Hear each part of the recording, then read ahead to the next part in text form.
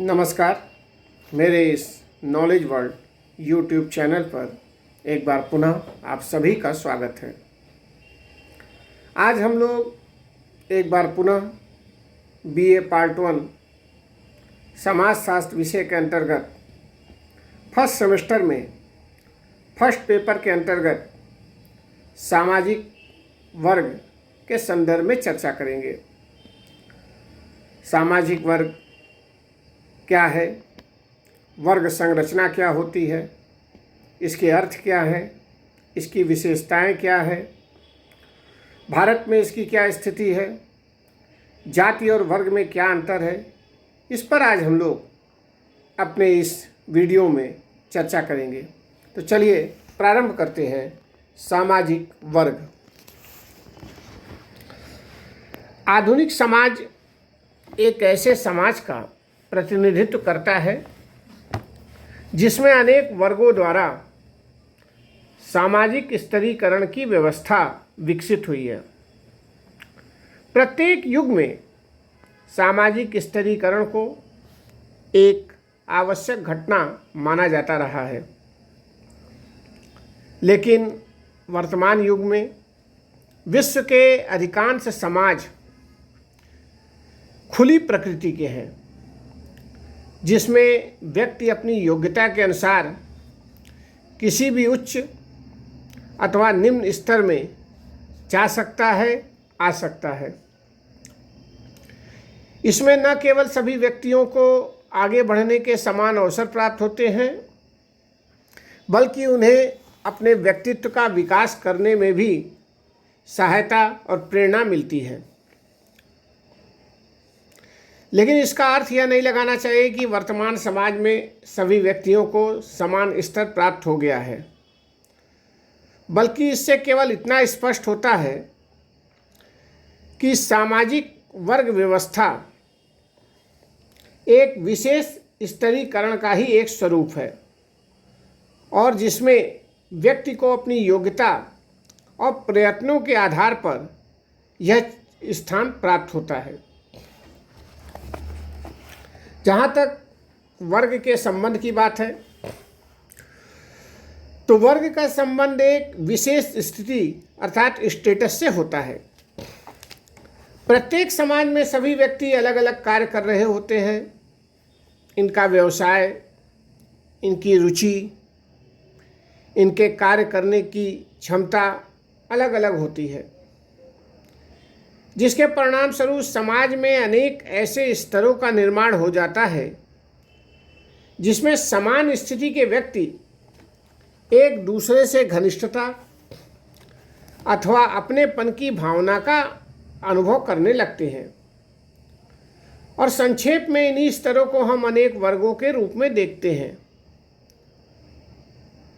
यदि किसी समाज में सभी वयस्क पुरुष समान कार्य करते हों, समान परंपराओं को निभाते हों, उनका व्यवसाय और कार्य करने के ढंग एक समान हों, उनके सामाजिक पद अथवा शिक्षा में कोई अंतर न हो, तब निश्चय ही ऐसे समाज में अनेक वर्गों के निर्माण का प्रश्न नहीं उठता।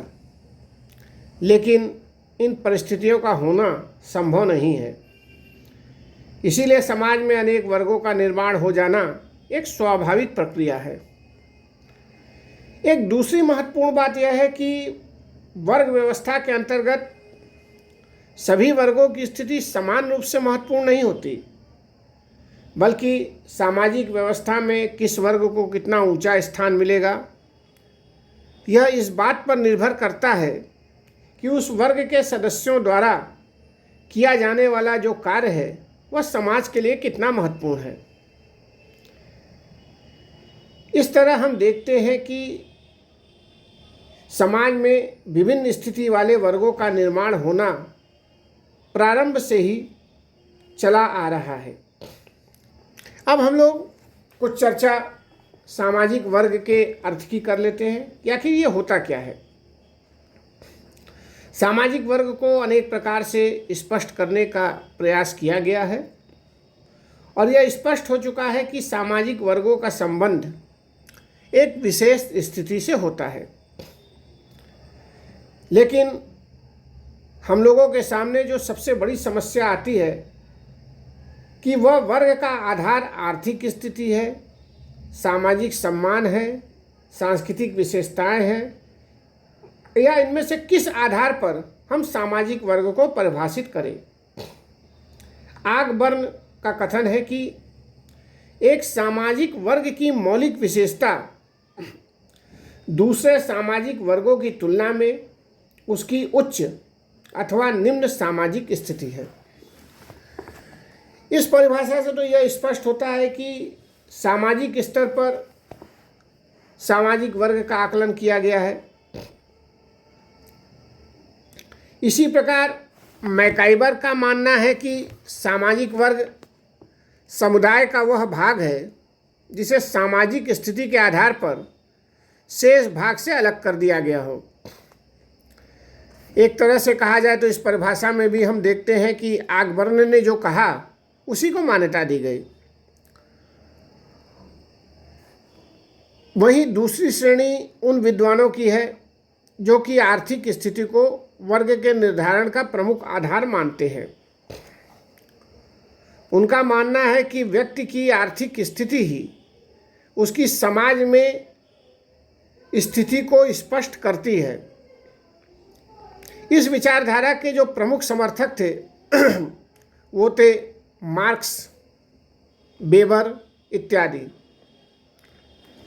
मार्क्स तो प्रारंभ से ही मानता था कि समाज में दो ही वर्ग हैं, एक शोषण करने वाला और एक जिसका शोषण हो रहा हो। मार्क्स का कथन था कि एक सामाजिक वर्ग को उसके उत्पादन के साधनों और संपत्ति के वितरण के साथ होने वाले संबंधों के संदर्भ में ही परिभाषित किया जा सकता है।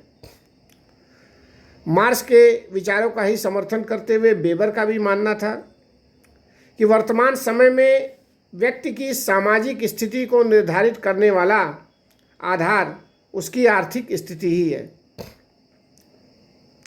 इस प्रकार हम देखते हैं कि आर्थिक आधार को महत्व दिए बिना सामाजिक वर्ग को सही प्रकार से परिभाषित नहीं किया जा सकता। इसी विचारधारा के एक समर्थक थे, उनका नाम था गोल्डनर। उनका मानना था कि एक सामाजिक वर्ग उन व्यक्तियों अथवा परिवारों की समग्रता है जिसकी आर्थिक स्थिति लगभग समान होती है। इस तरह वर्ग के निर्माण में आर्थिक आधार के महत्व को हम किसी भी आधार पे कहा जाए तो इग्नोर नहीं कर सकते हैं, और ये एक तरीके से महत्वपूर्ण आधार है। इसके अतिरिक्त कुछ ऐसे विद्वान हैं जो कि ये मानते हैं कि सामाजिक वर्ग को सांस्कृतिक आधार पर परिभाषित किया जा सकता है, जिसमें प्रमुख रूप से जिन्सबर्ग, लेपियर, ओल्सेन इत्यादि हैं। जिन्सबर्ग का कथन है कि एक सामाजिक वर्ग ऐसे व्यक्तियों का समूह है जो व्यवसाय, धन, शिक्षा, जीवन यापन की विधियों, विचारों, भावनाओं, व्यवहारों इत्यादि के आधार पर एक दूसरे के समान होते हैं, अथवा इनमें से कुछ आधारों पर एक दूसरे से समानता रखते हैं।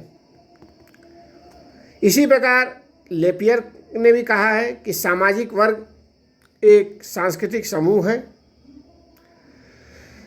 और जिसे संपूर्ण जनसंख्या में एक विशेष स्थिति अथवा पद प्रदान किया जाता है। इन परिभाषाओं से यह दिखता है कि सामाजिक वर्ग को केवल आर्थिक आधार पर ही नहीं बल्कि सांस्कृतिक आधार पर भी स्पष्ट किया जा सकता है। अब हम लोग ये जो सामाजिक वर्ग की परिभाषाओं को देखा, सामाजिक आधार पर, आर्थिक आधार पर, सांस्कृतिक आधार पर, इन सभी के आधार पर सामाजिक वर्गों की प्रकृति को और अधिक स्पष्ट करने के लिए हमें उसकी कुछ विशेषताओं का उल्लेख करना होगा। अब जैसे सामाजिक वर्ग की क्या क्या विशेषताएं हैं इसको हम लोगों को देखना है। इसमें जो पहली विशेषता है वो है हायरार्की, जिसे कहा जाता है पद सोपान की विशेषता या निश्चित संस्तरण। इसका अर्थ है कि वर्ग व्यवस्था में सभी सामाजिक वर्ग समान रूप से महत्वपूर्ण नहीं होते। उदाहरण के तौर पर अगर हम भारत में देखें तो सभी वर्ग कुछ श्रेणियों में विभाजित हैं, जिसमें कुछ का स्थान ऊंचा है और कुछ का स्थान नीचा है। वहीं उच्च वर्ग में जो सदस्य हैं उनकी संख्या कम है, लेकिन इन्हें सबसे अधिक शक्ति और प्रतिष्ठा मिली हुई है। वहीं दूसरी ओर निम्न वर्ग के सदस्यों की संख्या ज़्यादा है, लेकिन फिर भी वे अधिकांश सुविधाओं से वंचित हैं। दूसरी जो विशेषता है वह है वर्ग चेतना। वर्ग चेतना का तात्पर्य है कि एक वर्ग के सदस्यों में लगभग समान मनोवृत्ति और व्यवहार के समान तरीके पाए जाते हैं।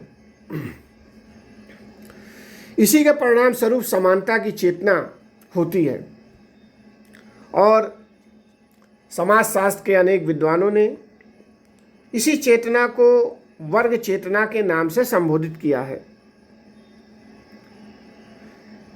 वर्ग व्यवस्था की जो एक अन्य विशेषता है वो है उपवर्गों का निर्माण।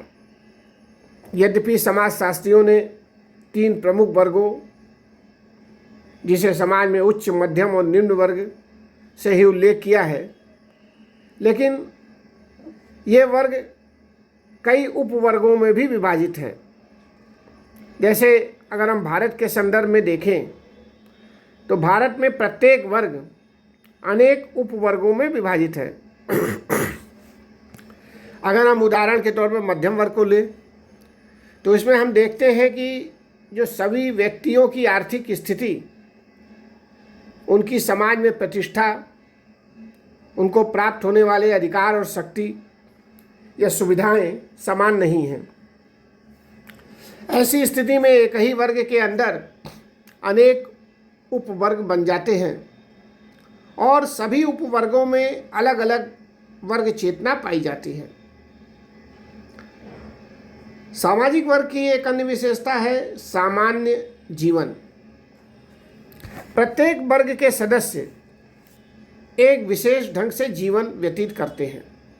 जैसे उदाहरण के तौर पर हम देखें, जो धनी वर्ग है वो वस्तुओं का अधिक से अधिक अपव्यय करना अपनी महानता को दिखाने के समान समझता है, जबकि मध्यम वर्ग के सदस्य रूढ़ियों और प्रथाओं में ही जकड़े रहते हैं और अपना सारा जीवन इसी में व्यतीत कर लेते हैं।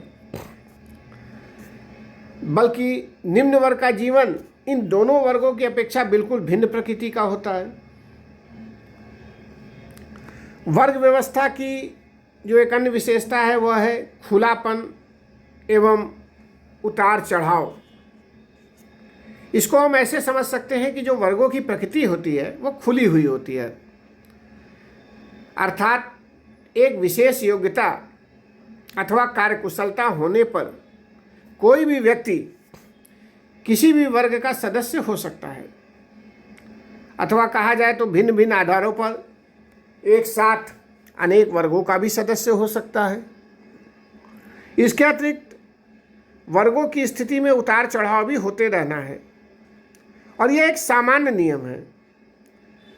जैसे कोई व्यक्ति अगर आर्थिक स्थिति से मजबूत है तो वो धनी वर्ग में आएगा, लेकिन जब उसकी आर्थिक स्थिति में परिवर्तन होगा तो हो सकता है वो मध्यम वर्ग में आ जाए या निम्न वर्ग में भी आ जाए। सामाजिक वर्ग की जो एक अन्य विशेषता है वह है आर्थिक आधार पर महत्व। जैसा कि हम लोगों ने देखा कि सामाजिक वर्ग की परिभाषा सामाजिक स्तर पर, आर्थिक स्तर पर और सांस्कृतिक स्तर पर की गई, लेकिन इसमें हम इनकार नहीं कर सकते हैं कि इसमें सबसे महत्वपूर्ण जो आधार है वो है आर्थिक आधार। इसी के आधार पर व्यक्ति की स्थिति समाज में उच्च या निम्न होती है। एक तरह से कहा जाए कि सामाजिक स्तर पर भी आर्थिक स्तर का ही प्रभाव पड़ता है और वर्ग निर्माण का यह सबसे प्रमुख आधार है। यद्यपि राजनीतिक या बौद्धिक सफलता से भी उच्च वर्ग की सदस्यता प्राप्त हो सकती है, लेकिन ऐसा बहुत कम दिखाई देता है। मार्क्स ने तो आर्थिक आधार को ही वर्ग निर्माण का एकमात्र साधन माना और सभी व्यक्तियों को उच्च, मध्यम, श्रमिक जैसे 3 प्रमुख वर्गों में विभाजित कर दिया। वर्तमान समाज में हम देखते हैं कि लिंग अथवा आयु का वर्ग भी सदस्यता से अधिक संबंध नहीं है, क्योंकि आर्थिक रूप से समृद्ध व्यक्ति किसी भी आयु या लिंग का होने पर भी उच्च वर्ग की सदस्यता प्राप्त कर सकता है। सामाजिक वर्ग की जो एक अन्य विशेषता है वह है पूर्णतया अर्जित। इसका अर्थ है कि वर्ग की जो सदस्यता है वो पूर्णतया व्यक्ति की योग्यता और कार्यकुशलता पर ही निर्भर होती है। वर्ग की सदस्यता व्यक्ति को अपने आप नहीं मिलती, बल्कि इसके लिए उसे प्रयास करने पड़ते हैं। कुछ समय के लिए योग्यता न होने पर भी व्यक्ति को उच्च वर्ग प्राप्त हो सकता है, लेकिन स्थायी रूप से इसे वो तभी प्राप्त होगा जब इसके अनुरूप उसमें योग्यता होगी। यही कारण है कि उच्च वर्ग का सदस्य बाद में अन्य वर्ग में भी पहुंच सकता है और एक निम्न वर्ग में जन्म लेने वाला श्रमिक अपने प्रयत्नों और योग्यता से उच्च वर्ग का सदस्य भी हो सकता है। ऐसे तमाम उदाहरण हैं अगर हम भारत के संदर्भ में देखें। अब हम लोग जो एक अन्य विशेषता है वो है वर्गों की उपस्थिति आवश्यक है। इस बात से हम इनकार नहीं कर सकते हैं कि प्रत्येक समाज में सभी सदस्यों की योग्यता, बुद्धि, क्षमता, उनकी रुचियों इत्यादि में अंतर होता है। तो ऐसी स्थिति में समाज में विभिन्न वर्गों का होना एक स्वाभाविक प्रक्रिया है और जिसमें सभी व्यक्तियों को अपनी योग्यता के अनुसार पद मिल सके और वह स्थायी रह सके। यद्यपि जब हम मार्क्स की बात करते हैं तो वो तो वर्ग विहीन समाज की कल्पना करता है, लेकिन यह एक भ्रमपूर्ण धारणा है। सामाजिक रूप से सभी व्यक्तियों को कितना ही समान क्यों न कर दिया जाए, लेकिन उनकी बुद्धि और कुशलता उन्हें एक दूसरे से अलग जरूर कर देगी। तो ये हम लोगों ने कुछ चर्चा की सामाजिक वर्ग की विशेषताओं पे। अब हम लोग कुछ चर्चा करते हैं कि वास्तव में अगर हम भारत के संदर्भ में देखें तो भारत में वर्ग विभाजन के आधार क्या हैं। जैसे हम भारत की बात करते हैं तो भारत में विभिन्न वर्गों का निर्माण किस आधार पर हुआ है या वे कौन से आधार हैं जिसके द्वारा एक व्यक्ति को किसी विशेष वर्ग की सदस्यता प्राप्त होती है। सामाजिक वर्ग की परिभाषाओं से तो यह स्पष्ट हो चुका है कि वर्ग निर्माण में भिन्न भिन्न प्रक्रियाएं होती हैं और सामाजिक स्तर, आर्थिक स्तर, सांस्कृतिक स्तर, इन सभी का महत्व है। लेकिन जब हम भारतीय संदर्भ में देखते हैं तो इन आधारों को हम निम्नलिखित आधार पर बांट सकते हैं या वर्गीकृत कर सकते हैं। इसमें जो सबसे पहला है संपत्ति, धन और आय। एक तरह से यह आर्थिक आधार है। भारतीय समाज में आज वर्ग निर्माण के आधार में संपत्ति और आय की सबसे प्रमुख विशेषता है। इसका कारण यह है कि वर्तमान समाजों में धन के द्वारा न केवल सभी जीवन से जुड़ी विलासिता वाली वस्तुएं खरीदी जा सकती हैं, बल्कि धन के संचय से व्यक्ति को सफलता भी प्राप्त हो जाती है। एक तरह से कहा जाए तो धन के द्वारा व्यक्ति का जीवन स्तर और रहन सहन में भी पर्याप्त अंतर दिखाई देता है। यहाँ तक कि भारत में हम देखें तो संपत्ति और धन तो महत्वपूर्ण है ही, इसके अलावा एक विशेष वर्ग में व्यक्ति की सदस्यता इस बात पर भी निर्भर होती है कि उसने संपत्ति को किस प्रकार प्राप्त किया। यदि कोई व्यक्ति किसी निम्न समझे जाने वाले व्यवसाय के द्वारा बहुत सा धन अर्जित कर लेता है तो साधारण रूप में उसे उच्च वर्ग की सदस्यता प्राप्त नहीं होती। यदि इसी प्रकार कोई व्यक्ति अधिक संपत्ति अर्जित करके भी उसका घृणित ढंग से उपयोग करे अथवा आवश्यकता होने पर भी उसे काम में न लाए तो उसे उच्च वर्ग का सदस्य कहने में आपत्ति की जाती है। इसके अतिरिक्त जो व्यक्ति उत्तराधिकार में अधिक संपत्ति प्राप्त करते हैं उन्हें भावात्मक रूप से उतनी अधिक प्रतिष्ठा प्राप्त नहीं हो पाती जितनी प्रतिष्ठा उन व्यक्तियों को प्राप्त होती है जो अपने ही प्रयत्नों से संपत्ति को अर्जित करते हैं। अंतिम बात यह है कि सभी समाजों में धन और संपत्ति वर्ग निर्माण का महत्वपूर्ण आधार होता है और नहीं भी होता है। यद्यपि सभी समाजों में संपत्ति के साथ कुछ न कुछ प्रतिष्ठा अवश्य जुड़ी रहती है,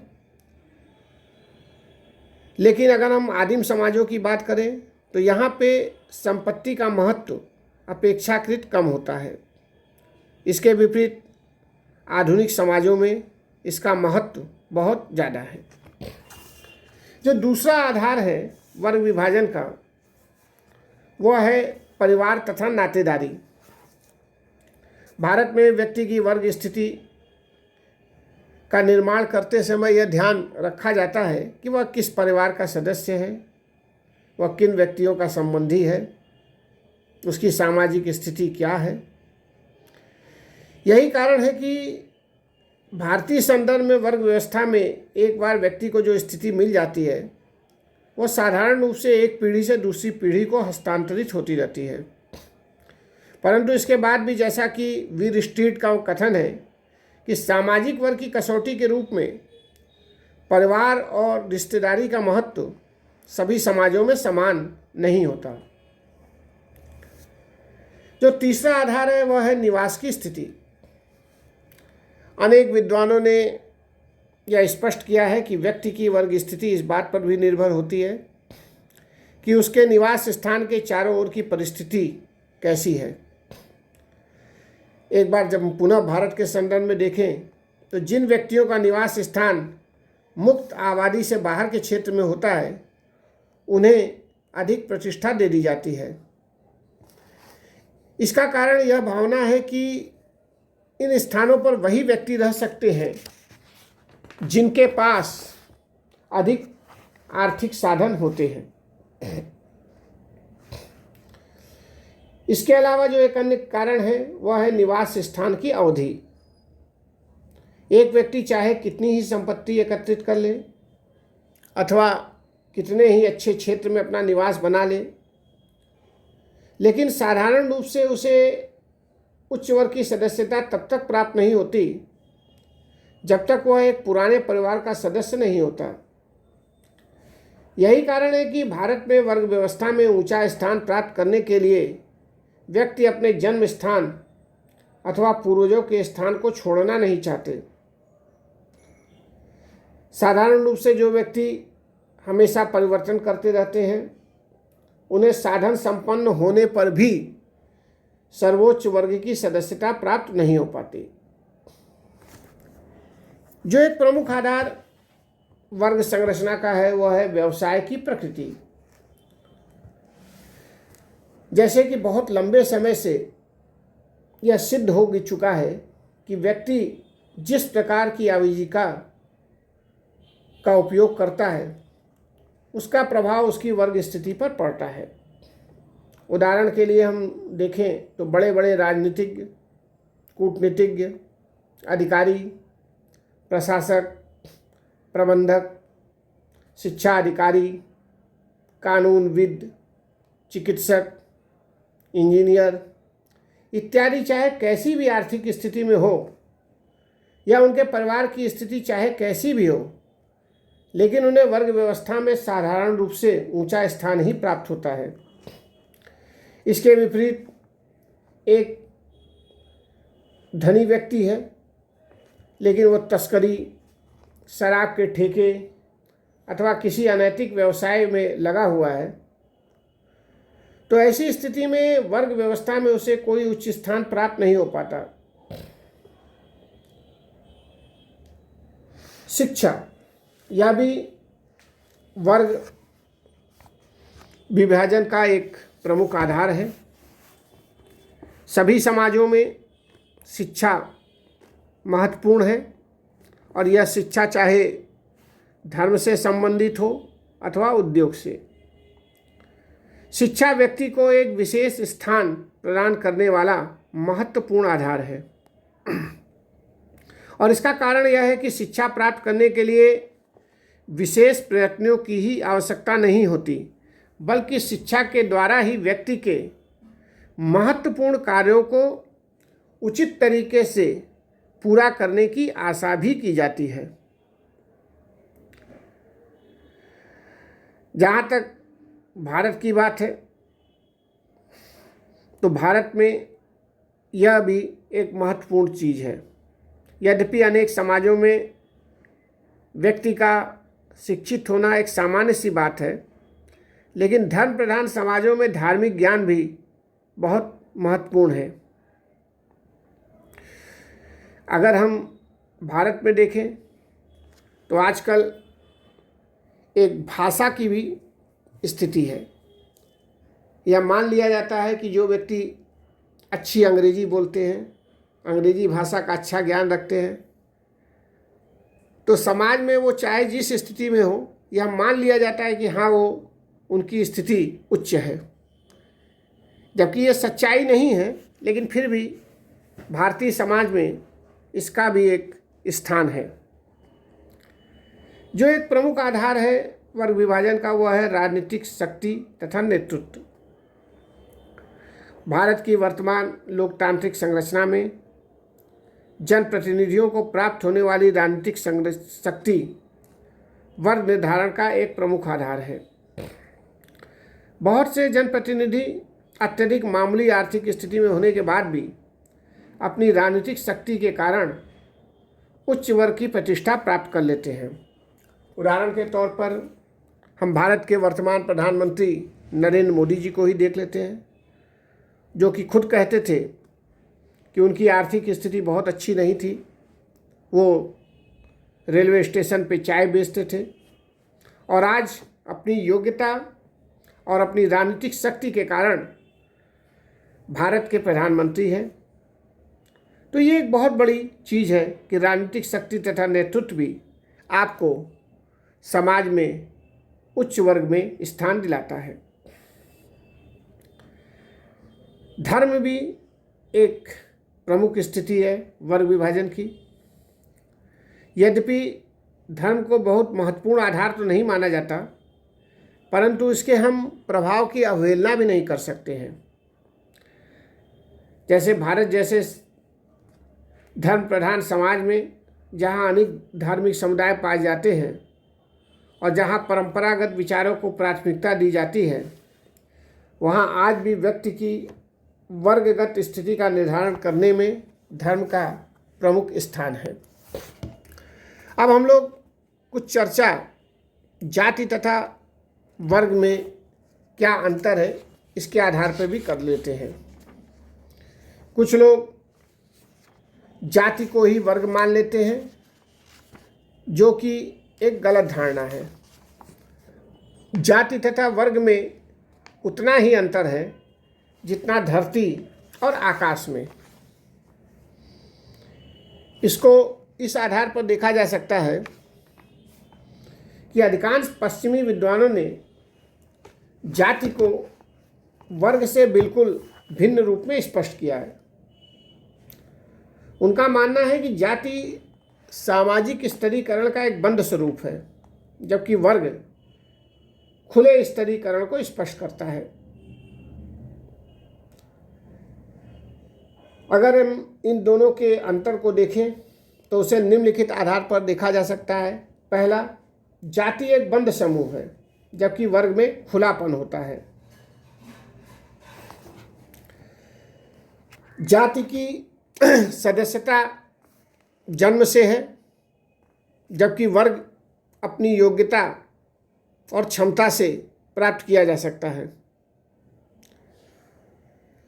वर्ग की तुलना में जातियों का संस्तरण अधिक कठोर है जबकि वर्ग में ऐसा नहीं होता।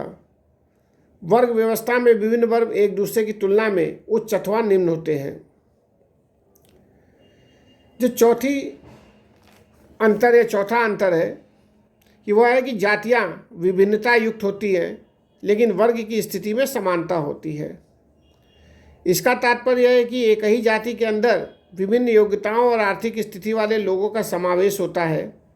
दूसरी ओर एक वर्ग के सभी सदस्यों की सामाजिक आर्थिक स्थिति एक दूसरे के लगभग समान होती है। जाति व्यवस्था में व्यवसाय का रूप आनुवंशिक होता है, वर्ग व्यवस्था में ऐसा नहीं होता। जातियां अंतर्विवाही होती है, वर्ग ऐसा नहीं होता। वर्गों की तुलना में जातियों के निषेध अधिक जटिल और स्पष्ट है। कोई व्यक्ति यदि खान पान, विवाह तथा सामाजिक संपर्क से संबंधित जातिगत नियमों की अवहेलना करता है तो उसे जाति पंचायत अथवा किसी जाति संगठन द्वारा दंडित किया जा सकता है, परंतु वर्ग के संदर्भ में ऐसा नहीं है क्योंकि वर्ग में ऐसा कोई स्पष्ट और लिखित नियम नहीं होता। जहाँ तक अन्य अंतर की बात है तो जातियों के बीच हम सांस्कृतिक भिन्नता देखते हैं जबकि वर्गों की संरचना प्रतियोगिता पर आधारित होती है। तो वास्तविकता यह है कि एक अवधारणा के रूप में जाति और वर्ग के बीच यह भिन्नताएं उचित भी हो सकती है, लेकिन जब हम भारतीय समाज में देखते हैं तो जाति और वर्ग को एक दूसरे से पूरी तरह से अलग नहीं किया जा सकता। इसका कारण यह है कि एक ओर आज विभिन्न जातियों में वर्ग की विशेषताओं का समावेश हुआ है तो वहीं दूसरी ओर वर्गों का निर्माण किसी न किसी रूप में जाति विभाजन से प्रभावित है। A.R. देसाई का मानना है कि भारत की जाति व्यवस्था में वर्ग का अर्धविकसित रूप विद्यमान है। इसी के परिणाम स्वरूप आज विभिन्न जातियों में राजनीतिक गुटों के रूप में संगठित होकर सामाजिक संरचना में व्यापक परिवर्तन करना प्रारंभ कर दिया गया है। धन्यवाद।